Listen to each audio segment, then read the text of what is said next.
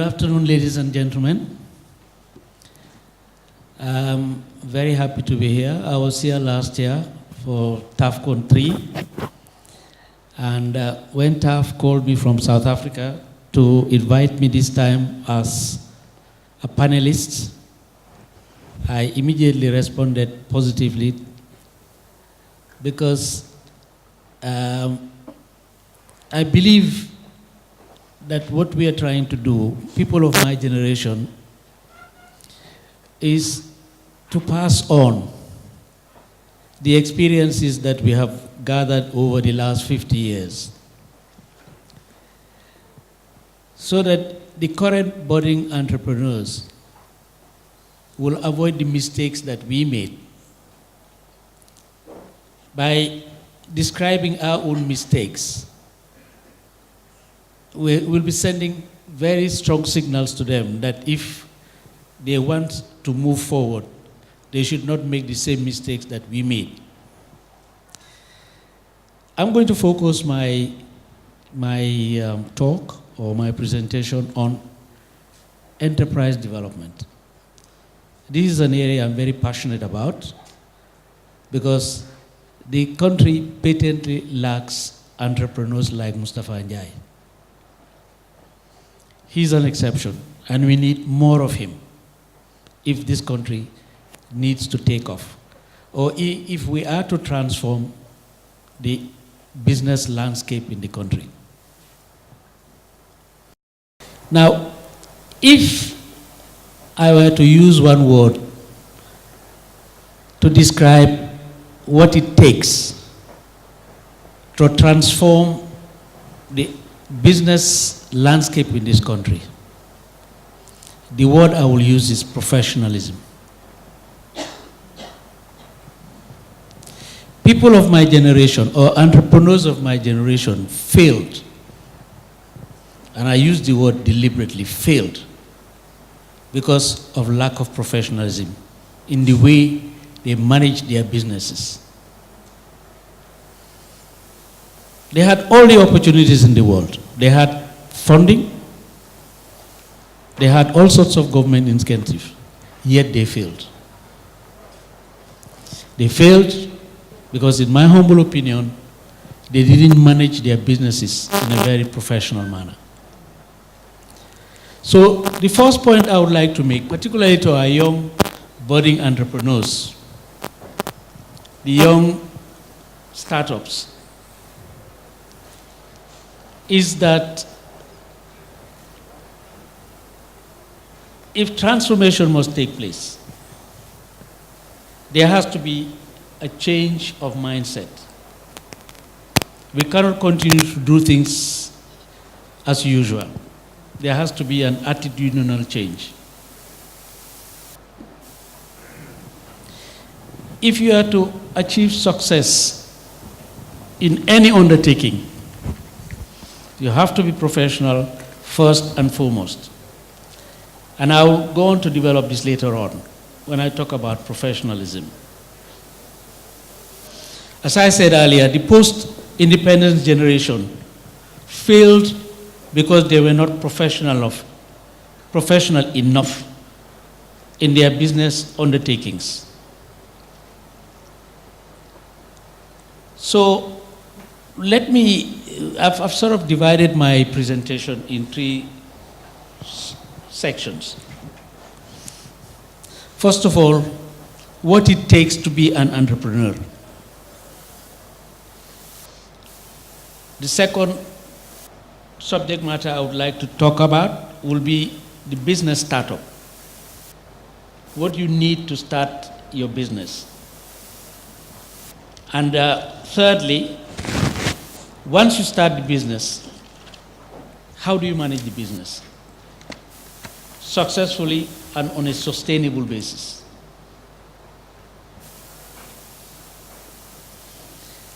Earlier on, Taft talked about passion. In fact, this is one of the key things that I wrote in my notes. If you want to start a business, you have to be clear in your mind what you want, where you want to go. First and foremost, you don't just say, Mr. X is doing something or Mrs. Y is doing something, I'll go into it. You have to determine for yourself what you want to do. Tav told us how passionate he was about carpentry. And that passion he had for carpentry led him into construction. And construction led him into estate development. So he had a dream. I had the pleasure of working with him for 2 years. And in our discussions, I realized, of course, that he was an optimist, but he was also very determined. When he told me in 2005, I think it was, that he wanted to go global, build houses in Africa, I went home and I said, this young man is dreaming. Good. Build houses in Africa? Yet he achieved it. I know the Nigerian market very well, having served in Nigeria for 2 years. For a Gambian to go into Nigeria, establish a business, compete with Nigerians, and compete with them successfully, it takes a lot of doing. It takes a lot of professionalism to achieve that kind of result.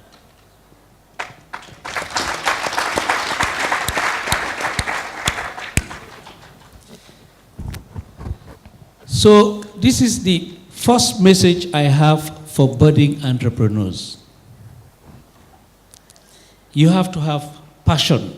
You have to know, first of all, what you want to do, where you want to get to, and then you have to have passion for the activity that you want to embark on. You also have to have self-belief. And this is something that Taff also doesn't lack at all. He believed in himself. He believed that he could achieve it. And he worked towards that.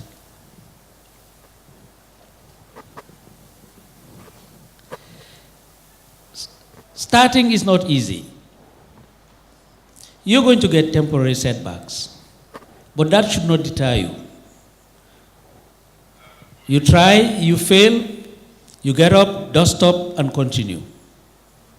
That's what it takes. You cannot achieve success in a decade. It could take 2 decades. It could take 3 decades. But you just have to keep at it. You just have to be persistent. You must be ready to take risks. In fact, I found a very interesting quote in the internet, which says that the future belongs to risk takers, not to comfort seekers. People like us were comfort seekers in the sense that we were working for multinationals. They were paying us very good salaries, giving us very excellent conditions of service. So we were scared of taking risks. We stayed on our jobs because we were comfort seekers. So people like us will spend the rest of our life working for other people, probably earn a decent salary, probably earn a decent pension, but it stops us that. We would never be employers. So you have to be willing and able to take risks. If you have one property, you must be willing to pledge that property to get credit to start your business.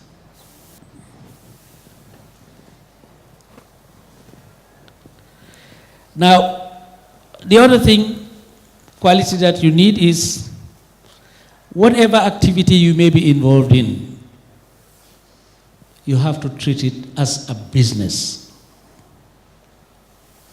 If you're a doctor, running a clinic for profit, you have to consider the clinic as a business.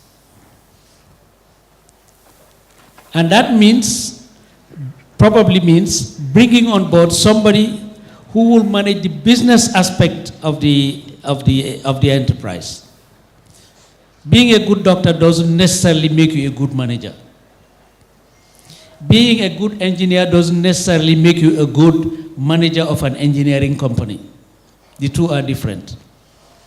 In fact, when I come to discuss professionalism, I'll quote for you what Albert Sloan, who's one of the world's greatest management gurus, said about leadership and about professionalism. So, if you're going to run a dairy farm, if you're going to run a poultry farm, see it first as a business. You have to have passion for the poultry business, but you also have to have a business acumen, because passion alone is not enough. So if you have this sort of mindset that, yes, I want to be an entrepreneur, I want to run a tailoring shop like a young lady who won the prize. The next stage will be the startup. Of course, if you're going into any activity, there are certain basic things that you need to do. You have to do feasibility studies to know what you are getting into, to know the size of the competition, to see whether you have the strengths, see your weaknesses, see the strengths of the opposition, their weaknesses, for you to be able to sort of position yourself.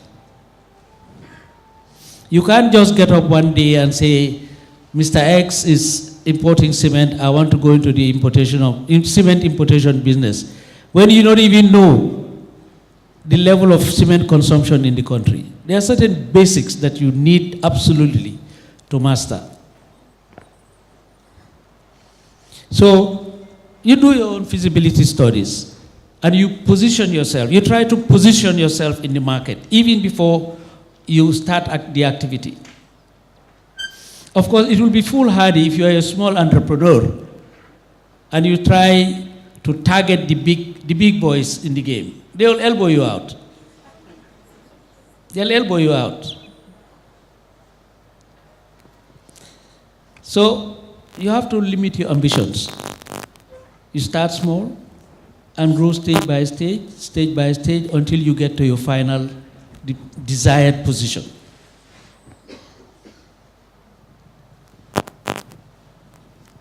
You also have to formalize your organizational structure.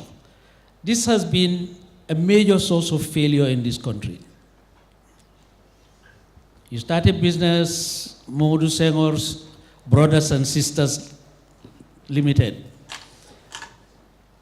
It's not registered as a business, no governance rules. It's my property. I bring in my brother maybe, I bring in my sister maybe. God forbid, the initiator of the project dies, the business dies. Because it's too informal. It's not been structured properly to ensure continuity. And let's not forget one thing. We are living in a predominantly Muslim society where Sharia law, somebody dies tomorrow, you will observe, all of us observe this every day. He has 4 wives and 40 children. The business stops immediately. Then the family starts squabbling over the little spoils that there are. Sometimes they don't even contend with the debts that the man is owing. So let us formalize our structures. Whether it's a sole proprietorship, or it's a partnership, or it's a limited liability company, it has to be formalized. In some countries, in fact, it is compulsory. You are required by law to do it. In Senegal, for example, that is what happens now.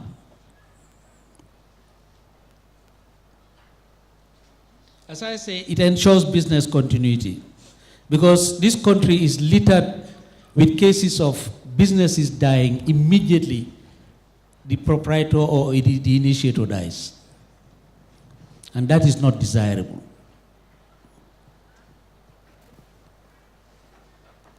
You also have to have a proper capital structure for the business. I'm not saying that you can start a business with a capital of $50,000. TAF will tell you that when he started TAF construction, I think the capital was what, $100,000? Yeah. From $100,000. I haven't seen your balance sheet recently, but I'm sure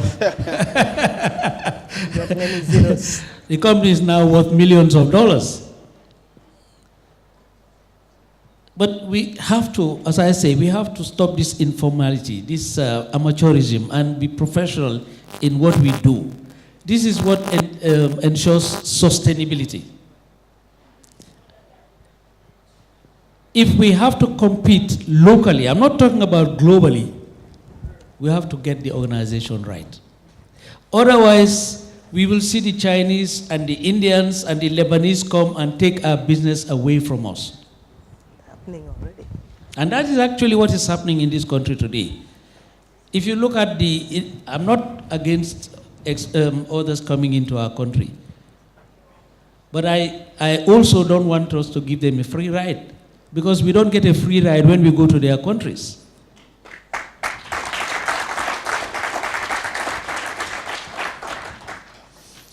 You know, trying to operate in other countries, you face all sorts of obstacles if you are a foreigner. And these are deliberate obstacles. So we try to be open-minded, we try to be liberal, but let's also protect our own. Let's also try and protect our own indigenous business. But they have to deserve it. I don't believe in protectionism for the sake of protectionism. We have to be able to compete on our own merit. And unfortunately, this is not happening a lot now because we are not professional enough.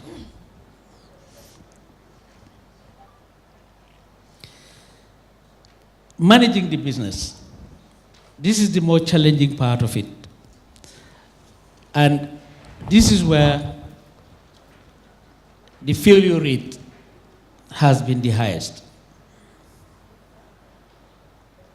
Because, as I say, everything is informal, no record keeping.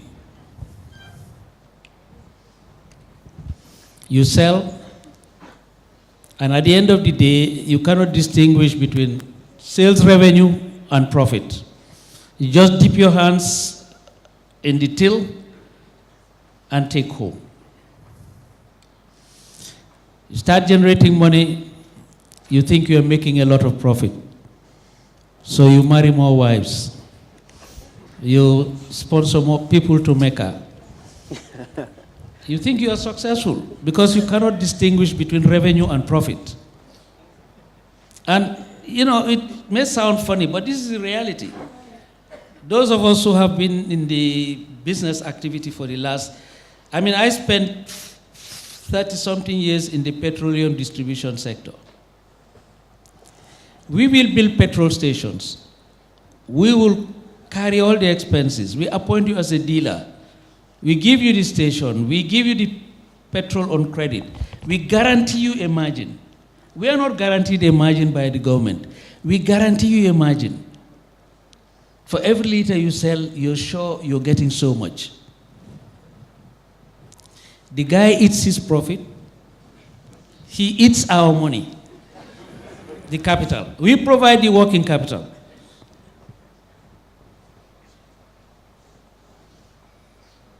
And what does he spend it on? some profligate lifestyle.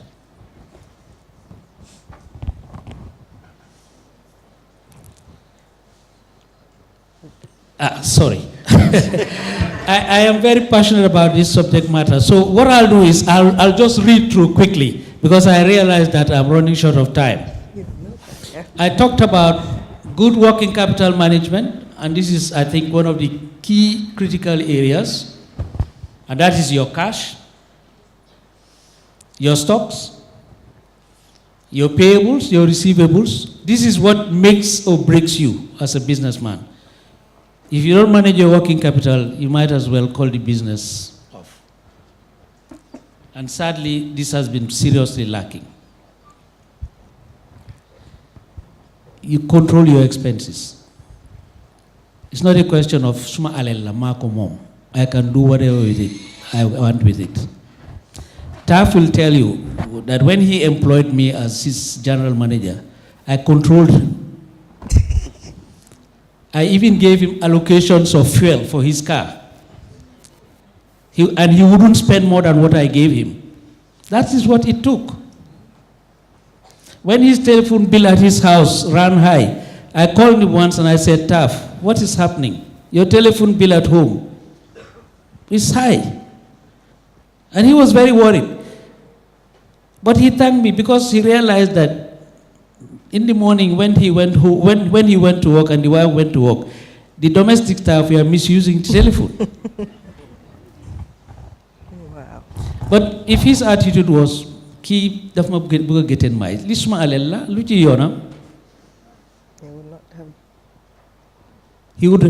he would not have been where he is today. So, if you want your business to succeed, you have to control what you spend. You spend what you earn. You don't spend what you don't earn. Sound business principles, professional ethics. If you think by not keeping good records you are dodging tax, you are mistaken. Pay your dues. If you have to pay tax, pay tax. If you have to pay social security for your staff, pay them. Because in the long run, it's going to catch up with you. Controlled and measured growth. I keep saying, for a baby, it's like the growing up process for a baby. The baby learns to sit, to crawl, to stand, to walk before he starts running. I'm a conservative, and this is what I believe in, a step-by-step approach to business. Taff told you this morning, first 20 years of doing business, you may not make money, or you may not make enough money. It's in the third quartile. So if you start a business and you expect that in 10 years you'll be a millionaire, you may be lucky, but that is not the standard. Growth has to be measured and has to be controlled. I had written a few things, but I'll cut it down because of time. Use of IT. All right. Mr. No. I don't think I'll do justice to my script if I just accept 1 second. Let me just round up by quoting you what Albert Sloans wrote maybe about 40 years ago. Albert Sloans was the chairman and general manager of General Motors.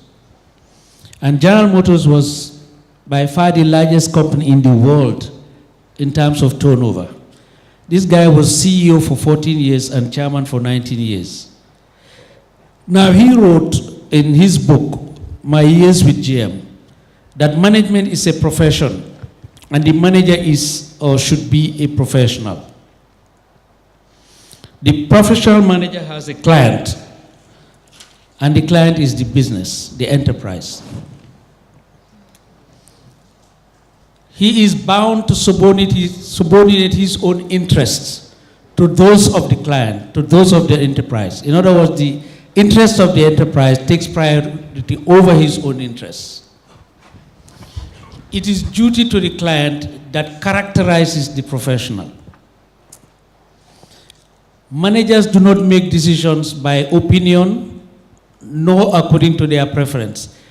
They manage through the force of facts and not through the force of personality. The job of the professional manager is not to like people. It is not to change people. It is to put their strengths to work. And whether one approves of people or of the way they do their work, their performance is the only thing that the professional manager is permitted to pay attention to.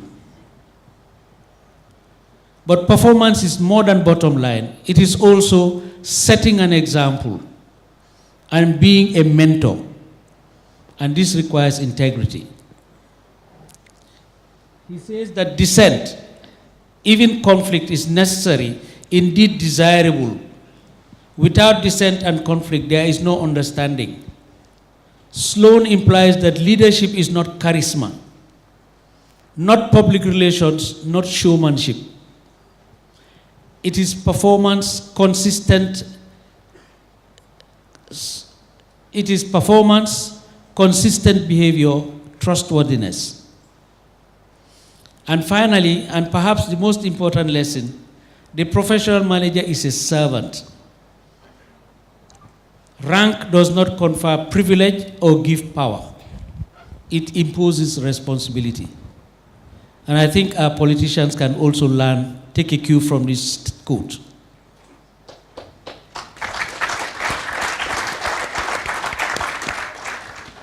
He says, the manager is a servant. The politician is a servant. Rank does not confer privilege or give power. It imposes responsibility. Let me just end this small apologies to my chairman. Some quotes that I found in the internet. It says, a wise person knows that there is something to be learned from everyone. A wise person knows that there is something to be learned from everyone. Another quote says that it requires wisdom to understand wisdom. And none of us is as smart as all of us. None of us is as smart as all of us. We have to work together to achieve great things. Thank you very much.